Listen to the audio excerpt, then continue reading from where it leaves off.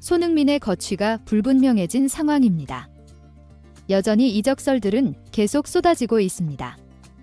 아무리 봐도 해외 기자들이 의무적으로 일을 해야만 하기 때문에 나오는 게 아닐까 싶습니다. 오로지 토트넘 구단은 수익만을 우선하는 구단이니까 추측으로 손흥민과 사우디를 연관만 시키고 있습니다. 손흥민의 거취가 불분명해진 건 맞기는 합니다. 토트넘 구단을 보면 무엇이든 선택할 수 있을 것 같기 때문에 손흥민을 팔겠다는 수뇌부의 의견도 분명 존재할 거라고 봅니다. 그리고 새로 부임한 토마스 프랭크 감독도 확신이 있지 않고서야 이 위험한 구단을 선택할 리가 없겠죠.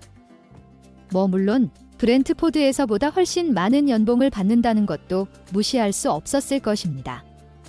앞으로의 성공 여부를 떠나서 토트넘의 감독이 된 것만으로도 자신의 가치를 업그레이드 시켰고 이제 51살인 앞으로도 앞날이 창창할 테니까요. 이 감독이 손흥민 한 선수 때문에 이 팀을 선택했을 리는 없습니다. 현재 토트넘 선수들의 평균 연령은 굉장히 낮아졌습니다. 그래서 좋게 말하면 신구의 조화가 맞춰지고 있습니다. 모든 선수들이 어리기만 한 그런 강팀은 존재하지도 않습니다. 손흥민을 제외한 상태로 토트넘의 주요 선수들의 평균 연령은 약 24살입니다. 토트넘 스쿼드에서 평균 23세 이하로도 충분히 팀이 꾸려질 수 있을 정도입니다. 비카리오 골키퍼, 스펜스, 드라구신, 반더벤, 우도기, 아치 그레이, 베리발, 클루셉스키, 존슨, 윌슨 오도베르. 이 스트라이커는 그냥 솔랑케 두죠. 팀이 꾸려질 수 있다고 했지 막강한 전력이라고 하지는 않았습니다. 이렇게 어린 선수들만 키웠다간 정말 강등을 당하겠죠. 토트넘은 다음 시즌 매우 큰 욕심을 낼 것입니다. 한 시즌 17위를 한 팀이 다음 시즌에 10계단 이상 순위를 올린 팀이 어디일까요? 자, 10계단이 뭡니까? 탑 6는 챔피언스 리그 진출이 불가능하기 때문에 최소 5위를 목표로 해야 합니다. 그러면 12계단을 껑충 뛰어오르는 건데 자 살펴봤습니다. 노팅엄 포레스트가 2년 전에 강등 직전 17위였는데 이번 시즌에 7위를 하면서 10계단 순위 상승을 이뤄냈습니다. 사실 13계단까지도 가능했었는데 뒷심 부족이었죠. 2018에서 19 시즌의 울버햄튼도 예를 들 수 있을 것 같습니다. 승격하자마자 7위를 해버리는 파란을 일으켰으니까요. 이재성이 소속된 마인츠도 예를 들 수 있을 것 같습니다. 지난 시즌 강등팀과 승점이 2점 차이밖에 나지 않을 정도로 위기였는데 마지막 2연승을 하면서 13위까지 올랐는데 올 시즌에 6위를 해버리면서 유로파리그에 진출할 수 있게 되었습니다. 이렇게 스포츠는 기적이 늘 존재합니다. 토트넘이 17위를 했다고 해서 프랭크 감독이 몇 계단만 올라도 성공했다고 볼 수 없지요. 다음 시즌도 최소 목표는 챔피언스 리그 진출이어야 합니다. 토트넘이 17위로 추락을 했지만 선수들은 다 이유가 있었다고 하면서 리그 순위는 잊으려고 하고 있고 유로파 리그 우승만을 기억하고 있습니다. 하지만 토트넘 과거 감독이었던 레드넵은 쓴소리를 내뱉고 있더라고요. 17위를 기록한 건 납득 불가고 분명 감독에게 문제가 있는 건데 선수들이 마치 연기하듯 감싸고 있다면서요. 자, 근데 토트넘이 17위를 한 게 그렇게 충격적인지는 저는 잘 모르겠습니다. 한 시즌을 집중적으로 봤을 때지 엔지 감독이 말은 리그도 중요하다고 했지만 그때마다 출전하는 선수들이 베스트 멤버의 레벨과 차이가 많이 있었고 수비 조직력이 형편없었기 때문에 일어난 일이었습니다. 반더벤, 로메로가 있을 때와는 극명하게 다른 팀이었습니다. 단지 엔지 감독은 고집을 부렸다는 게 문제였죠. 전력이 떨어지고 선수들의 스타일이 달라졌다면 그에 맞게 전술의 변화를 줘야 하는데 힘만 좋은 수비수를 패스 감각 뛰어나고 조율도 되는 랭킹 1위 국가의 주전 센터백과 똑같이 뛰게 하려고 했으니까 말 다 했죠? 이제 나이까지 꽤 있는 저가형 멀티 포지션 선수와 매우 젊은 멀티 포지션 선수를 유럽 축구에서 가장 빠른 왼발 센터백 선수가 출전할 때 똑같이 전술을 구사하려고 하니까 이 지경이 된 겁니다.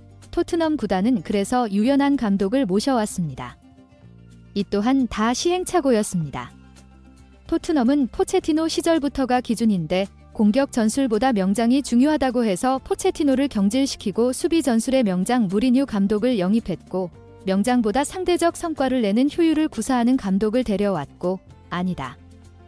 명장이면서 효율까지 구사하는 감독을 데려왔고, 아니다. 그냥 공격 전술이 맞는 것 같다 해서 명장인 척하는 뜬금없는 감독을 데려왔고, 그것도 아니다. 공격 전술을 기반으로 하면서 유연한 선수 관리까지 되는 상대적 성과를 낸 토마스 프랭크 감독을 데려온 것입니다.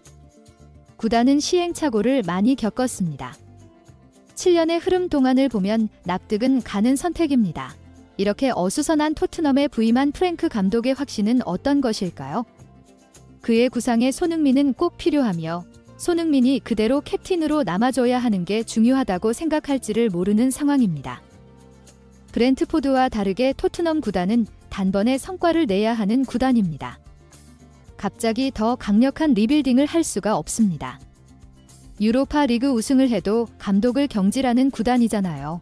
이미 선수들은 동요 상태입니다. 믿고 따랐고 성과도 낸 감독을 잘라버렸으니까요. 손흥민 입장에서는 구단에 질릴 수도 있습니다. 사실 그게 맞죠. 손흥민 스스로 이 구단이 질려서 떠나고 싶어야 할 것 같은데 매스컴을 통해서도 모범적이며 갈등을 유발하고 있지 않습니다. 프랭크 감독이 선수들도 동요할 수 있는 상황에서 유연한 감독이라는 분이 갑자기 대변화를 일으키는 모험을 할 리는 없을 거라고 봅니다. 그래서 신뢰도 높은 분석에 따르면 손흥민의 이적은 아예 고민도 하지 않고 무조건 잔류를 전제로 하고 있었습니다. 손흥민에 대한 직접적인 질문이 있기도 전에 프랭크 감독이 손흥민에게 기대가 클 것이라고 합니다. 지난 시즌은 너무 지나치게 왼쪽 구석에 위치하는 감독의 전술 때문에 최고의 모습을 볼 수 없었다. 손흥민이 더 중앙으로 들어와서 뛰는 걸 보고 싶고 프랭크 감독이 그걸 요구할 수도 있다라고 말이죠. 그러면서 가상으로 감독이 이렇게 말하는 그림을 그렸습니다. 손이, 나는 내가 최고의 선수고 내가 신경 써야 할 건 그저 너에게서 최고를 끌어내는 거니까.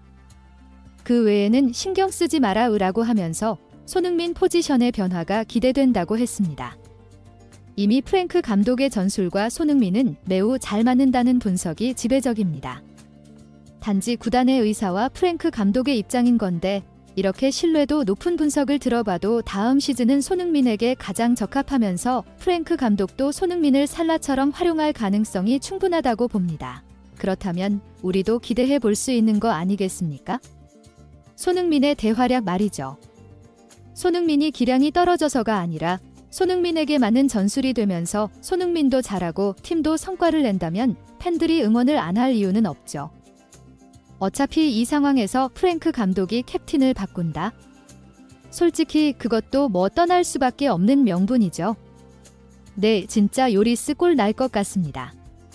손흥민이 주장으로 팀을 이끌 확률은 더 높다고 봐야 할 것 같습니다. 그럼 이제 유연하게 전력을 강화시키면서 성과를 내기 위해선 영입만이 가장 중요하죠. 많은 전문가들이 수비형 미드필더에 신경을 써야 한다고 말합니다. 벤탄쿠르는 수비형 미드필더라고 보긴 어렵고 비수마나 아치 그레이로는 부족하다는 겁니다.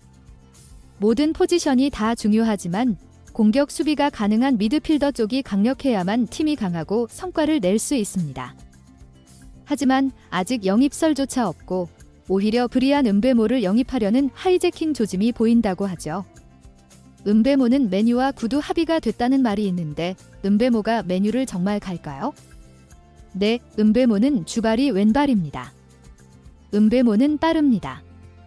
손흥민이 지금까지 토트넘에서 음베모급의 윙어와 함께 뛰어본 적이 없습니다. 전성기 지난 베일과 잠깐 뛰었었죠. 네, 음베모 영입하면 정말 손흥민 날아다닐 거라고 확신합니다. 존슨보다는 몇 배 나을 텐데요. 네, 제발 큰돈 한번 쓰자. 네, 다른 거 바라지 않고 음베모와 비수마 업그레이드 미드필더 정도? 어떻습니까?